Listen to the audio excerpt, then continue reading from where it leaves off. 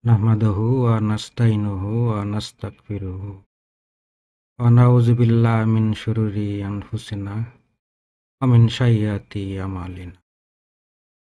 Man yahdihillahu fala mudhillalah wa man yudlil fala hadiyalah. Asyhadu anna la ilaha illallah wahdahu la syarikalah. Wa asyhadu anna Muhammadan abduhu wa rasuluh. Fa a'udzu billahi minasy syaithanir rajim. Bismillahirrahmanirrahim. Rabbi shrah li sadri wa yassir li amri wahlul 'uqdatan min lisani yafqahu qawli. Welcome to my channel Qsharebd. Qsharebd is a channel of sharing knowledge in order to understand Quran. This is our lesson number 5, brain mapping lesson. In this lesson, we will discuss Arabic sentence and Arabic tense. Let's discuss first about Arabic sentence. Jumla. Sentence in Arabic is called Jumla. Arabic have two types of sentence, nominal sentence and verbal sentence. Nominal sentence in Arabic is called Jumlatun Ismiyatu, and verbal sentence is called Jumlatun Fi'liyatun. Nominal sentence means this type of sentence doesn't have any verb, and the verbal sentence is the sentence that start with verb. This is the main difference. Nominal sentence, for example, Muhammadun Tabibun. Muhammad is a doctor. Here there is no verb in this sentence, so it is a nominal sentence. Jumlatun Ismiyah. The subject of this sentence is Muhammadun. In Arabic, this subject is called Mubtada. Mubtada and the predicate of this sentence is Tabibun is called Khabar in Arabic. Mubtada and Khabar, these are the two important terminology in Arabic sentence. Please remember these two terms, Mubtada and Khabar, subject and predicate. In nominal sentence, both subject and predicate are marfu. Subject is marfu because it has two dhamma at the end of the last letter, and it is in the state of rafa. The object or predicate, the khabar, also in marfu because it is also taking the two dhamma at the last letter, and it is in the state of rafa as well. Both khabar and mubtada and khabar are nominative case, as because they are taking two dhamma at the end of the last letter, this indicate nominative case. Most important thing is nominal sentence is the mubtada must be definite noun and the khabar will be indefinite noun.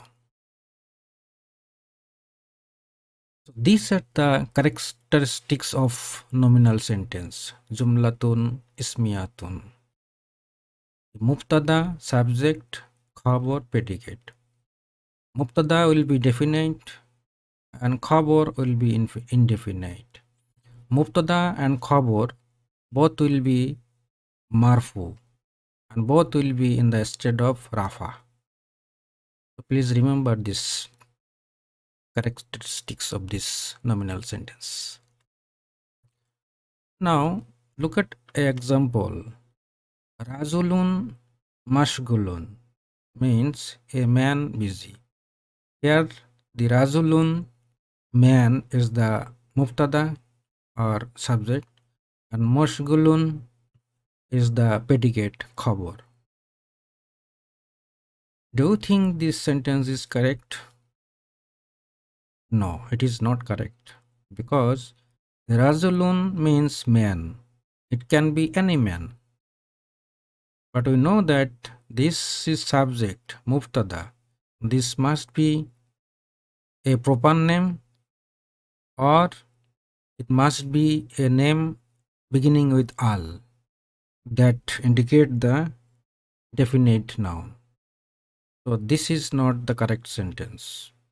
The correct sentence will be Ar-Rajulu Masgulun. The Ar-Rajulu Masgulun means the man is busy. So here now the Mubtada Ar-Rajulu is definite. We know that all indicate the definition of definite of the noun. Now look at this sentence in verbal sentence. Jumlatun Fi'liyatun. Kataba al-aladu ad-darsa. The boy wrote the lesson. Here there are three terms. The first one is the verb, and this al-aladu is the subject, and ad-darsa is the object of this verb, object of the sentence. So this object is called mansub because it has fatha on the top of the last letter. So fatha, we know that fatha indicate the mansub state. So the object is mansub and it is in the state of nasab. The subject is marfu because it has dhamma at the last letter and it is in the state of rafa. And finally, this is the verb, failun. And failun has fatha in the last letter. So it is in the state of nasab. So this is the verbal sentence because the sentence has started with this verb, kataba. Kataba al-aladu ad-darsa. The boy wrote the lesson. This sentence, the object will be mansub, accusative case, and the subject will be marfu, the nominative case. Now let's see the beauty of Arabic sentence. For example, Hamidun daraba jahidan. It means Hamid hit Zahid. Now this is the order of the words that makes the sentence Hamidun daraba jahidan. So this order of these three words we can change like this. Hamidun jahidan daraba. The jahidan we can bring into the middle of the sentence and daraba we can send to the end. So this rearrangement, reorder of these words doesn't change the meaning of the sentence. The meaning remains same because the subject and the predicate has not been changed yet. We just changed the position, but the subject that indicate dhamma and the object indicate the fatha is remain same. We also can write like this: Zahidan daraba hamidun. Zahidan daraba hamidun. Or we can write Zahidan hamidun daraba. So all same. There is no change actually because the subject hamidun, everywhere hamidun is same. We can also write like this: Daraba hamidun zahidan or daraba zahidan hamidun. So these three words in this sentence we can rearrange in 6 different sequence, in 6 different order. Every sentence the meaning remains same. The meaning remains same because all the cases, the Hamidun is a subject. The to Dhamma at the end of the last letter is remain same in every sentence. Hamidun, Hamidun, Hamidun, Hamidun, Hamidun, Hamidun. Zahidan also remains same in every sentence. And Daraba is the verb. This is the beauty of Arabic sentence, that the subject or object you can put anywhere in the sentence. It doesn't need that you have to put this from the beginning or middle. It is not the fixed. It is up to you how you want. So this is the beauty of Arabic sentence, that there is no fixed position of subject, object, and verb. So you see, these four start with the noun Hamidun and Zahidan. So we can say that this is the nominal sentence, and these two is the verbal sentence.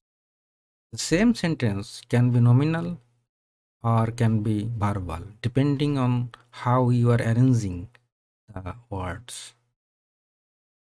So these are called Hamid, Hid, Zahid, same meaning in every cases. So now we will discuss about Arabic tense. Arabic has mainly two tenses, present tense and the tense. Past tense is called perfect tense and present tense is called imperfect tense. Al-Mudari present tense and Al-Madi past tense. Now see this example. Zahaba ilal madrasati. He went to madrasa. This is a past tense sentence. Zahaba ilal madrasati. And for present tense, it will be yazhabu ilal madrasati. He goes to madrasa. Yazhabu ilal madrasati. About this sentence, how this sentence has been formed, we will learn this on later, inshallah. I am just giving you the example of past and present tense. Now, Arabic also has a future tense, but the future tense is very easy. It just put a sa or saufa before the present tense verb. Then that will be changed to future tense. If you know the present tense form of the verb, then you just put the saufa or sa before it. Then it will be changed to future. For example, azhabu means I go or I am going. Now if we put sa at the beginning of this azhabu, it will be sa azhabu. Sa azhabu means I will go. Or we can put saufa separately, then it will be saufa azhabu means I will go. Future tense in Arabic is very easy. This is the tense about tense in Arabic. Nothing is so complicated in Arabic tense. Thank you for watching.